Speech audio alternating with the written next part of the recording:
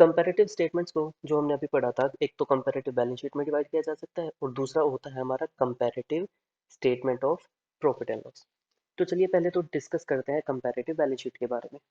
तो इसकी जो एडवांटेजेस हैं वो देखते हैं पहले तो देखो, नॉर्मली अगर मैं बैलेंस शीट बना रहा हूँ तो वहाँ पे एक पर्टिकुलर डेट पे बिजनेस की पोजीशन बता दी जाती है कि कितने की एसेट्स है और कितने की लायबिलिटीज है। लेकिन कंपैरेटिव बैलेंस शीट में उस उन वैल्यूज के साथ साथ उनमें क्या चेंजेस आ रहे हैं वो भी बताया जाता है। तो ये एक वो ये वाली ज़्यादा हमारी रियलिस्टिक अप्रोच होती है। अब बैलेंस शीट जो होती है उसका मेन फोकस होता है बिजनेस की पोजीशन पे, लेकिन जो हम कंपैरेटिव बैलेंस शीट बनाते हैं उसका जो मेन फोकस होता है वो चेंज पे होता है। अब क्योंकि हम कंपेयर कर रहे हैं 2 साल के डाटा को, तो उससे हमें एक ट्रेंड भी पता चलता है और ट्रेंड हमेशा हमें मदद करता है फ्यूचर प्लानिंग में। अब जो कंपैरेटिव बैलेंस शीट है वो एक लिंक भी प्रोवाइड कराता है बैलेंस शीट और एसपीएल के बीच में। मतलब जो बिजनेस की परफॉर्मेंस है उसकी वजह से बैलेंस शीट पे क्या क्या फर्क पड़ रहा है, इससे हमें वो भी पता चल जाता है। तो चलिए इसका एक प्रैक्टिकल क्वेश्चन देखते हैं पहले। तो देखो, जब आपको कंपैरेटिव बैलेंस शीट बनाने के लिए बोला जाएगा तो इस तरीके से आपको नॉर्मली क्वेश्चन दिया जाएगा। अच्छा, कई बार होता ही है, यहाँ पे तो पूरी बैलेंस शीट बना के दे रखी है, लेकिन कई बार ऐसा भी होता है कि आपको बैलेंस शीट पूरी ना बना के सिंपल आपको इस तरीके से असेट्स और लायबिलिटीज की वैल्यू दे दी जाती है। तो हमें करना क्या होता है, इन्हीं वैल्यूज के साथ हमें पहले तो पूरी बैलेंस शीट बना के दिखानी पड़ेगी। कंपैरेटिव स्टेटमेंट बनाने के लिए सबसे पहले तो आपको जो हमें क्वेश्चन में गिवन है उसकी एक बैलेंस शीट तैयार करनी है, जैसे ये नीचे दे रखी है। उसके साथ साथ हमें दो कॉलम ऐड करने होते हैं। एक तो हमें कॉलम ऐड करना होता है एब्सोल्यूट चेंज का, जहाँ पे हम चेंज दिखाते हैं, और दूसरा एक कॉलम ऐड किया जाता है परसेंटेज चेंज का। लेकिन एक बात हमेशा याद रखना, जो हमें क्वेश्चन में दिया गया होता है वो करंट ईयर का डाटा पहले गिवन होता है और पीछे गिवन होता है प्रीवियस ईयर का। लेकिन जो हम कंपैरेटिव स्टेटमेंट बनाते हैं उसमें पहले लिखा जाता है प्रीवियस ईयर, फिर लिखा जाता है करंट ईयर, तीसरे कॉलम में उनका चेंज आएगा और चौथे कॉलम में आएगा परसेंटेज चेंज। तो देखो क्वेश्चन किया किस तरीके से जाएगा। सबसे पहले तो ये सारी चीज़ हमने लिख दी। जो ये वाला कॉलम है इसमें हम प्रीवियस ईयर को लेके और करंट ईयर को लेके कंपेयर करते हैं कि हमारी असेट्स और लायबिलिटीज इंक्रीज हो रही है या डिक्रीज हो रही है। तो यहाँ देखो, इसको normally current year minus previous year के फॉर्मूले से इस तरीके से लिखा जा सकता है। तो देखो, पहले हमारी थी 2 लाख रुपए की शेयर कैपिटल, अब हो गई 3 लाख रुपए की। तो हमारी इंक्रीज हो रही है, तो यहाँ पे हम पॉजिटिव का साइन दिखा सकते हैं। पॉजिटिव ना भी लिखोगे तो पॉजिटिव ही माना जाता है। अब जब इसका परसेंटेज आप कैलकुलेट करोगे तो परसेंटेज हमेशा कैलकुलेट किया जाता है बेस ईयर के साथ, और बेस ईयर लिया जाता है प्रीवियस ईयर। प्रीवियस ईयर को लेते हैं हम बेस ईयर के तौर पे। तो देखो, जब हम परसेंटेज कैलकुलेट करेंगे तो जो भी हमारा चेंज आया है, मतलब ये जो भी हमारा डिफरेंस आया था 1 लाख, इसको डिवाइड करेंगे बेस ईयर से। बेस ईयर में कितना है, 2 लाख, और मल्टीप्लाई कर दिया जाएगा 100 से, तो ये हमारा निकल जाएगा परसेंटेज। तो उसके बाद हम लिखते हैं चौथे वाले कॉलम में परसेंटेज। इसी तरीके से हमें इन सारी इंडिविजुअल आइटम का डिफरेंस निकालना है और उनका परसेंटेज कैलकुलेट करना होता है। जैसे रिजर्व एंड सरप्लस में पहले भी 2 लाख था, 2 ही लाख है, तो कोई चेंज ही नहीं होगा। जो हमारी लॉन्ग टर्म बोरोइंग्स है 40,000 से बढ़ के हो गई 1,60,000, तो जो डिफरेंस है 1,20,000 से इंक्रीज हो रहा है।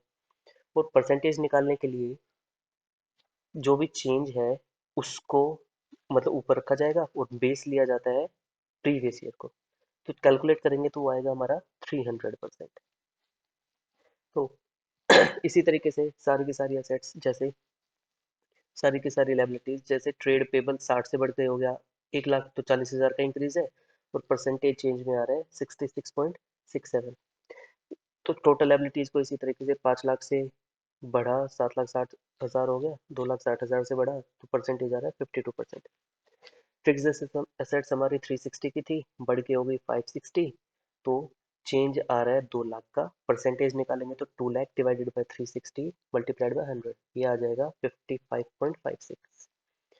40,000 से 40,000 तो कोई चेंज ही नहीं आया, तो परसेंटेज में भी सिंपल सेम ही रहेगा। ट्रेड रिसीवेबल्स 80 से बढ़ के हो गए 1,20,000, तो बढ़े हमारे कितने से, 40 से। और जब परसेंटेज कैलकुलेट करेंगे तो 40,000 डिवाइडेड बाई 80 मल्टीप्लाइड बाई 100, तो 50%।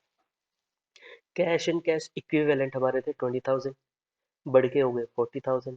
तो जो नेट चेंज आ रहा है वो आ रहा है 20,000 का, और जब परसेंटेज कैलकुलेट करेंगे 20,000 डिवाइडेड बाई 20,000 मल्टीप्लाइड बाई 100, तो 100 ही रहेगा। इसी तरीके से हम टोटल इसका भी करेंगे। ये तो हमारा ऊपर जैसे टोटल लायबिलिटीज का हमने किया था, ये तो आप सेम ही दिखा सकते हो, क्योंकि टोटल तो सेम ही रहता है। तो ये थी हमारी कंपैरेटिव बैलेंस शीट। इसी तरीके से अब हम देखते हैं comparative statement of profit and loss. तो देखो, कंपैरेटिव स्टेटमेंट में जैसे हम एक normal P and L account बनाते हैं, वहाँ पे सिर्फ दिखाया जाता है कि कितना रेवेन्यू था, कितने एक्सपेंसेस, उस साल का दिखा दिया जाएगा प्रॉफिट। लेकिन जब हम कंपैरेटिव एसपीएल बनाएंगे, तो यहाँ पे हर एक साल को एनालाइज किया, मतलब हर एक साल की जो इंडिविजुअल आइटम्स होती हैं सबको एनालाइज किया जाता है।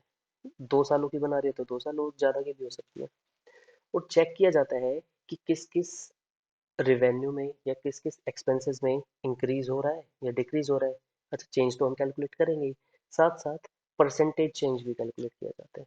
अब क्योंकि हमारे पास ये फिर एक ट्रेंड बन जाता है, तो हम इससे ये हमें फ्यूचर प्लानिंग में भी काफ़ी मदद करता है। ट्रेंड भी का भी पता चल जाता है हमें यहाँ पे प्रॉफिट का। और जब ट्रेंड पता चल गया, अच्छा, इससे हमें ये भी पता चलता है कि जो भी हमारी प्रॉफिट, मतलब जो भी हमारी परफॉर्मेंस है, उसके रीजंस क्या है, क्यों उसमें चेंजेस आ रहे हैं। जैसे हम कंपेयर करेंगे सारी चीज़ों को, तो एक्सपेंसेस बढ़ रहे हैं या घट रहे हैं, ये सारी चीज़ें हमें वहाँ से पता चल जाएगी। तो चलिए इसका एक प्रैक्टिकल क्वेश्चन देखते हैं। तो जैसे हमने अभी किया है कंपैरेटिव बैलेंस शीट, उसी तरीके से एक क्वेश्चन हम कंपैरेटिव एसपीएल का भी देखते हैं। अब देखो, कंपैरेटिव एसपीएल का क्वेश्चन आपको कुछ इस तरीके से दिया जाएगा। अगर बाई चांस उसने proper statement of profit and loss account बना के दिया है तो बड़ी अच्छी बात है, लेकिन नहीं दिया तो प्रॉपर हमें सारे पॉइंट्स लेके प्रॉपर एसपीएल के फॉर्मेट के साथ बनाना पड़ेगा।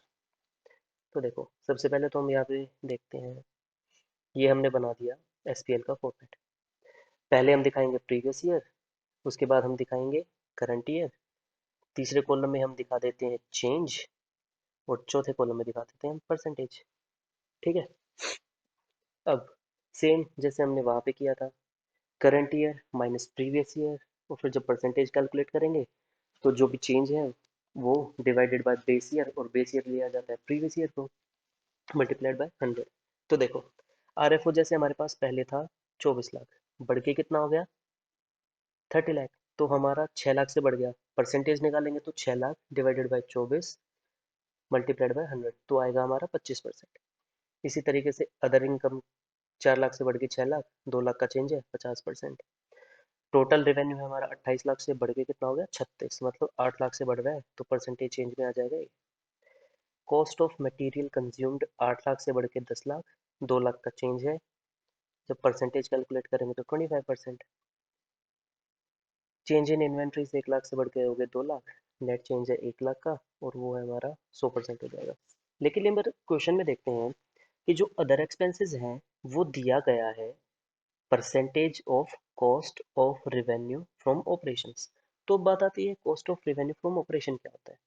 अच्छा चलो, ये नाम तो आपने पहली बार सुना होगा, लेकिन एक वर्ड तो आपने पहले भी सुना होगा, cost of goods sold. Cost of goods sold ही यहाँ पे हम बोल देते हैं cost of revenue from operations. तो सीओजीएस निकालने का 11th क्लास में हमने एक दूसरा फॉर्मूला देखा था। अच्छा, जब हमने एसपीएल का फॉर्मेट पढ़ा था तो वहाँ पे हमने स्टार्टिंग के एक्सपेंसेस की जो 3 चीज़ें थी, जिसमें पहला तो यही होता था कॉस्ट ऑफ मटेरियल कंज्यूम्ड, दूसरा होता था हमारा चेंज इन इन्वेंट्रीज, और एक वहाँ पे हमारे पास होता था purchase of stock in trade. तो ये जो पहला, दूसरा, तीसरा, इन तीनों को मिला के हमारा बनता है कॉस्ट ऑफ गुड्स सोल्ड, या तो इसको बोला जा सकता है सीआरएफओ। दोनों का मतलब सेम ही होता है। तो यहाँ पे इसने लिखा है कि जो अदर एक्सपेंसेस हैं वो 20% होंगे सीओजीएस के। तो यहाँ पे चलो देखते हैं। तो हम पहले देख लेते हैं 2020 का। तो यहाँ पे 10 लाख के हैं हमारे कॉस्ट ऑफ मटेरियल कंज्यूम्ड, और चेंज इन इन्वेंट्रीज है 2 लाख। तो यहाँ पे परचेज ऑफ एसआईटी दिया ही नहीं है, तो हम मान लेंगे कि 12 लाख ही हमारा सीओजीएस है। और इसने कहा है कि जो अदर एक्सपेंसेस होंगे वो होगा 20%। तो जब हम दो 12 लाख का 20% निकालेंगे तो वो निकलेगा 2,40,000। तो 2020 में ये हमारा आ रहा है 2,40,000। इसी तरीके से यहाँ पे भी 20% बोला गया है, तो यहाँ पे कैलकुलेट करने के लिए 8 लाख ये और 1 लाख ये, तो टोटल हो गया 9 लाख। 9 लाख का 20% बनता है 1,80,000, जो कि यहाँ पे दे रखा है। तो अदर एक्सपेंसेस में 180 से बढ़ के कितना हो गया 240, तो जो डिफरेंस है वो है 60,000 का, परसेंटेज में आ जाएगा 33।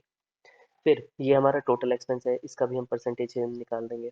अब फिर जब टोटल रिवेन्यू में से माइनस किया जाएगा टोटल एक्सपेंसेस, तो हमारा बचेगा प्रॉफिट का पार्ट।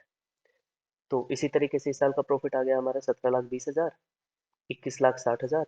सेम, दोनों का डिफरेंस निकालेंगे 4,40,000 और परसेंटेज निकाल लेंगे। टैक्स रेट दे रखा है दोनों में 40-40% का। तो जो भी हमारा ये प्रॉफिट आया है बिफोर टैक्स, मतलब रेवेन्यू माइनस एक्सपेंसेस, उसका 40% हम दिखा देंगे एक्सपेंस के तौर पे, और बचा हुआ 60% आ जाएगा हमारा प्रॉफिट आफ्टर टैक्स। फिर सेम दोनों का कंपैरिजन करना है। 688 से बढ़ के हो गया 864, तो नेट चेंज 176, परसेंटेज चेंज में आ जाएगा 25.58।